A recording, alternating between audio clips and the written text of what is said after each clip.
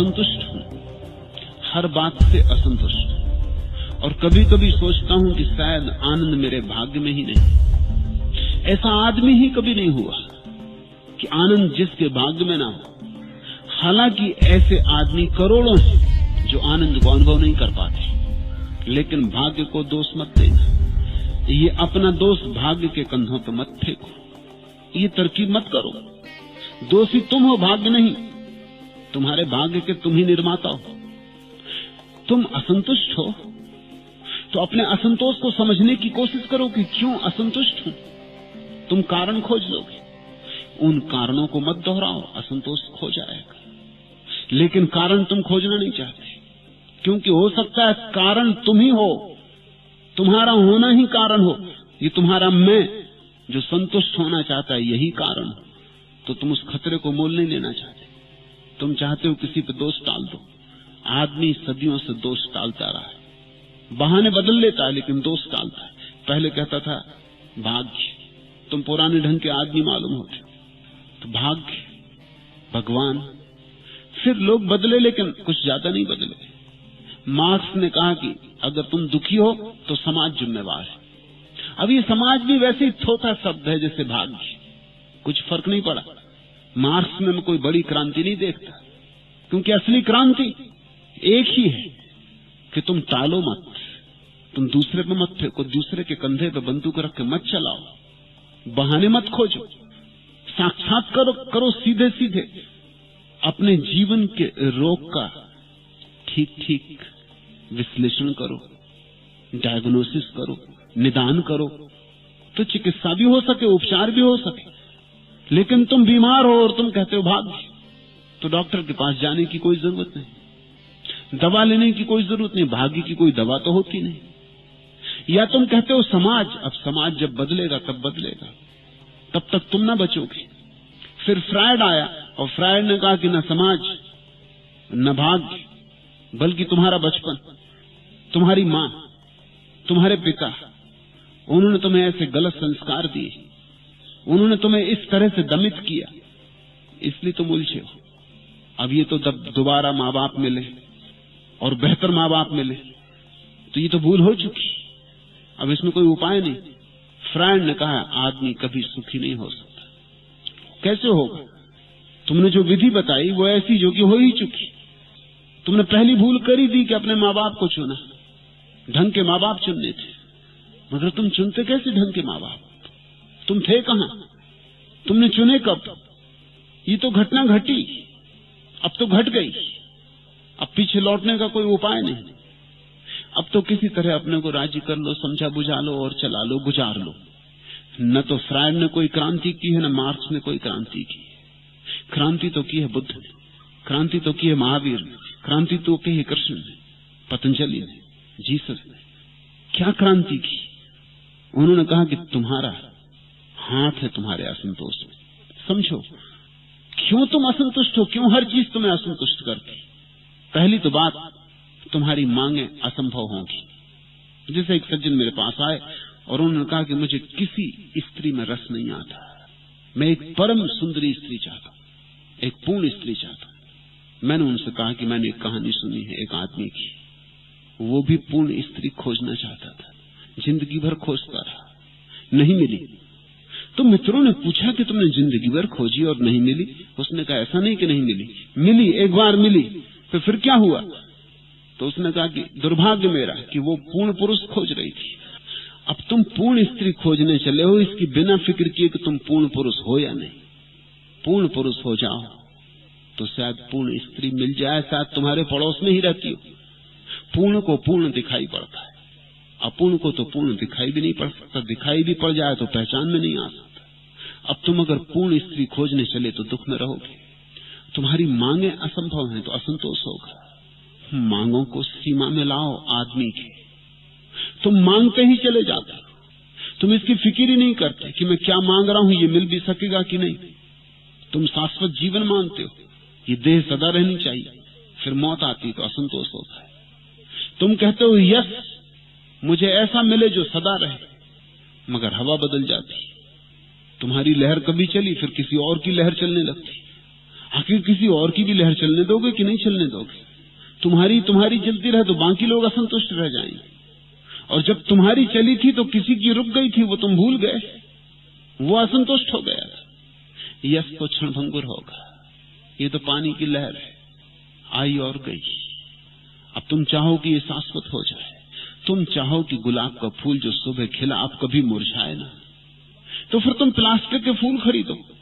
तुम असली गुलाब ना चाहो, लेकिन प्लास्टिक का फूल नकली मालूम पड़ता, उससे दिल भरता नहीं। अब तुम एक असंभव मांग कर रहे हो, असली फूल से नकली फूल जैसे होने की मांग कर रहे हो। ये हो नहीं सकता, तो असंतोष होगा। तुम अपनी मांगों में तलाशो, भाग्य में मत, कोई भाग्य नहीं। तुम्हारी मांगे कुछ ऐसी होंगी, तुमने अपने ऊपर कुछ ऐसी मांगे बिठा रखी होंगी, कुछ ऐसे आदर्श बिठा रखे होंगे जो पूरे नहीं होते। पूरे नहीं होते तो पीड़ा होती। मैं तुम्हें राज बताता हूं, संतुष्ट होने का राज। मांगो ही मत, जियो, जो है उसको जियो। असंभव मांगे मत करो, जीवन की सामान्यता को स्वीकार करो।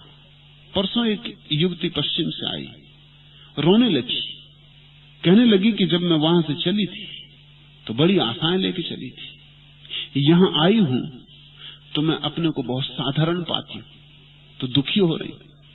उसकी हालत समझो, वही तुम्हारी हालत होगी। चली होगी अपने घर से तो सोचा होगा कि जब आश्रम में पहुंचेगी तो बैंड बाजा बजेगा, कोई हाथी वगैरह पे बिठाल के जुलूस निकाला जाएगा, कोई स्वागत किया जाएगा। सभी के मन में ऐसी धारणाएं होती, सभी ऐसी कल्पनाओं में जीते। फिर ये कल्पनाएं पूरी नहीं होती, न कोई जुलूस निकालता, न कोई हाथी घोड़े पे बिठाता, न कोई बैंड बाजे बजाता। एकदम से लगता अरे मैं साधारण। जब चली होगी तो अपने गांव में अकेली सन्यासिनी थी, यहां आई तो देखा कि यहां 1000 सन्यासी। स्वभाव था, एक सन्यासी हो एक गांव में तो सबकी नजर उस पर पड़ेगी। जहां 1000 सन्यासी हो कौन देखता है? 1000 सन्यासियों में चेहरी खो जाएगा। सब गैरिक वस्त्रधारी एक जैसे मालूम होते, साधारण मालूम होने लगी होगी। अब पीड़ित हो रही, लेकिन पीड़ा किस कारण हो रही? असाधारण होने की आकांक्षा की थी, विशिष्ट होने की आकांक्षा की थी। उसी आकांक्षा ने ये कष्ट पैदा किया है। इसको न समझोगे तो कष्ट जारी रहेगा। अपनी साधारणता को स्वीकार करो। सुना नहीं तुमने, सांडिल्य ने कहा कि परमात्मा विशिष्ट नहीं है, साधारण अविशिष्ट है। ऐसे ही तुम भी साधारण हो जाओ। ज़ैन फकीर लिंची से किसी ने पूछा कि तुम्हारी साधना क्या है? उसने कहा जब भूख लगती तो खाना खा लेता, और जब प्यास लगती तो पानी पी लेता, और जब नींद आती तो सो जाता। तो पूछने वाले ने कहा लेकिन ये तो सभी साधारण लोग करते हैं। तो लिंची ने कहा मैं कौन है साधारण? मैं साधारणों में भी साधारण। उस आदमी ने पूछा फिर फायदा क्या? लिंची ने कहा फायदा बहुत है, संतुष्ट। और क्या फायदा? तुम अगर जीवन की छोटी छोटी चीजों में रस लेने लगो तो संतुष्ट हो जाओ।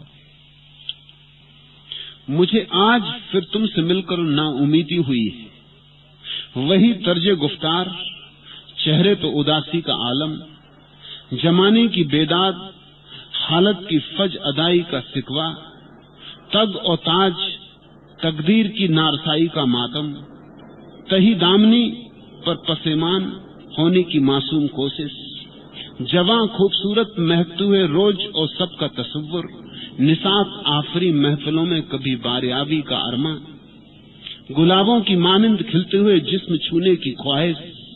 मुझे कब से हसरत है एक सब कभी तुम मेरी महफिले नाज में यूं भी आते, मुझे जिस्म और जान की सभी राहतें सौंप देने में कोई तकल्लुफ न होता। ये कोई प्रेसी कह रही अपने प्रेमी से, मुझे आज फिर तुमसे मिलकर ना उम्मीदी हुई। वही तर्जे गुफ्तार, चेहरे पे उदासी का आलम, वही तुम्हारी पुरानी बातचीत, वही पुरानी आदत, वही धर्रा, चेहरे पे बड़ी उदास स्थिति, जमाने की बेदाद, हालात की फज अदाई का सिकवा, और जमाने भर के अत्याचार, दुर्घटनाएं, टेढ़ेपन की चर्चा कि दुनिया बड़ी बुरी है, कि दुनिया में बड़ा अत्याचार हो रहा है, कि दुनिया में बड़ा शोषण है, कि दुनिया में कहीं शांति नहीं, बड़े युद्ध हो रहे हैं। शिकायत और शिकायत और शिकायत, तग और ताज, तकदीर की नारसाई का मातम, जिंदगी की भागदौड़, आपाधापी की शिकायत, भाग्य की शिकायत, वही रोना, वही पुराना रोना, तहीदामी पर पसेमान होने की मासूम कोशिश, और अपने आप पर निरंतर दुखी होने की, अपने आप पर दया करने की चेष्टा। जवां खूबसूरत महकते हुए रोज और सबका तस्वर, और बड़ी कल्पनाएं कि ऐसा होना चाहिए, जो है गलत, और जो होना चाहिए वो होता नहीं, और ऐसा होना चाहिए।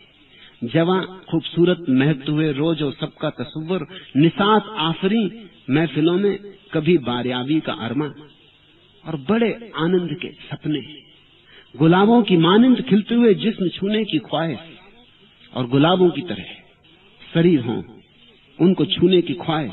वो प्रेसी कह रही, मुझे कब से हसरत है एक सब कभी तुम मेरे महफिले नाच में यूं भी आते, मुझे जिस्म और जान की सभी राहतें सौंप देने में कोई तकल्लुफ न होता, और मैं कब से राह देख रही हूं कि कभी तो तुम आते, मुझ साधारण स्त्री को अंगीकार करते, गुलाब के फूलों जैसे जिस्मों की आकांक्षा न करते।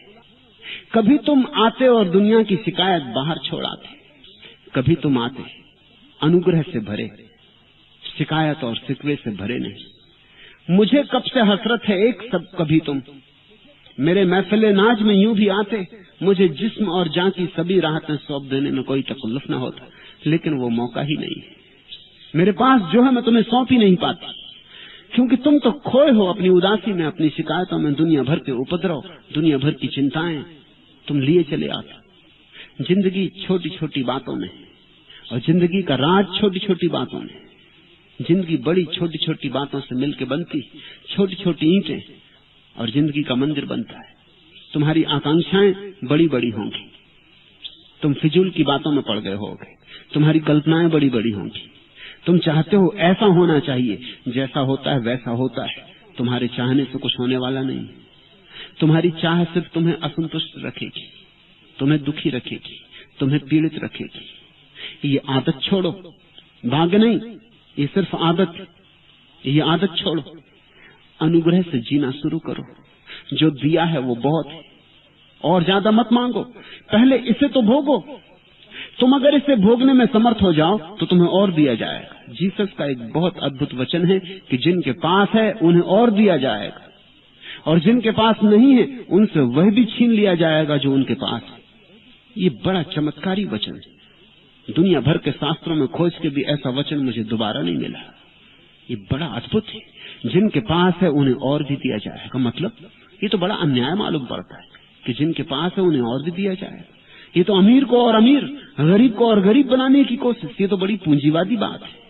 लेकिन जीसस को समझना, जल्दी मत कर लेना। जीसस ठीक कहते, तुम्हें जो मिला है अगर तुम उसे आनंद से भोगो तो उसी आनंद के भोग के कारण तुम्हें और दिया जाएगा, तुम पात्र बन जाओगे। तुम्हें जो रूखी सूखी मिली है उसे स्वाद से खाओ, मिष्ठान आते होंगे।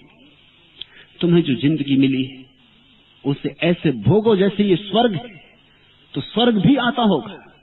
तुम्हें जो मिला है पहले उसका धन्यवाद तो करो, तो देने वाले की हिम्मत बढ़े, तो देने वाले का मन फैले, तो देने वाला और तुम पे बरसे। लेकिन तुम शिकायत ही शिकायत से भरे हो। तुम कहते मैं असंतुष्ट हूं, हर बात से असंतुष्ट, और कभी कभी सोचता हूं कि शायद आनंद मेरे भाग में ही नहीं, ऐसा कोई आदमी ही कभी नहीं हुआ। आनंद सबकी नियति है, आनंद सबके भाग्य में। आनंद लिख के ही भगवान प्रत्येक को भेजता है। आनंद से ही हम निर्मित हुए, आनंद हमारा स्वभाव है। दुख में अगर तुम हो तो तुमने पैदा किया होगा। दुख आदमी पैदा कर लेता है, दुख आदमी की कुशलता है, दुख आदमी की कला है। आनंद भगवान का दान है, उसकी भेंट, उसका प्रसाद है। इसलिए सांडिल ने कहा है, भक्त प्रसाद में भरोसा करता है, प्रयास में नहीं। प्रयास से तो सिर्फ दुख ही दुख पैदा होता है। प्रयास से संसार, प्रसाद से निर्वाण। तुम जरा एक बार अपनी जिंदगी पर फिर से पुनर्विचार करो, अपने ढंग, अपने रवैयों को परखो, पहचानो। असंतोष तुम पैदा कर रहे हो। मैं एक घर में मेहमान हुआ, एयरपोर्ट से ले जाते वक्त मैंने देखा कि जो मेरे मेजबान है बड़े उदास हैं। मैंने उनकी पत्नी से पूछा कि बहुत उदास दिखते हैं तुम्हारे पति, बात क्या? जब मैं आता हूं सदा उन्हें प्रसन्न पाता हूं। उसकी पत्नी ने कहा कि जरा मामला ऐसा है कि वे कहते हैं उन्हें बहुत हानि हो गई। मैंने पति से पूछा कि बात क्या है। उन्होंने कहा 5 लाख का नुकसान हो गया। पत्नी ने कहा लेकिन आप इनकी बात पे भरोसा मत करना। मैं कहती हूँ कि 5 लाख का लाभ हुआ है, ये कहते 5 लाख का नुकसान हुआ है। मैं खुश हूं, ये परेशान है। पति ने कहा कि हानि हुई है, क्योंकि 10 लाख का लाभ होना चाहिए था और सिर्फ 5 हुआ है। अब तुम असंतुष्ट न होगे तो क्या होगे? जीवन के देखने के ढंग को बदलो, अपनी आदत बदलो। उस आदत की बदलाहट में ही संतोष है, शांति है। और जहां संतोष से शांति है, वहां आज नहीं कल सत्य निश्चित ही आ जाता है। आज इतना है।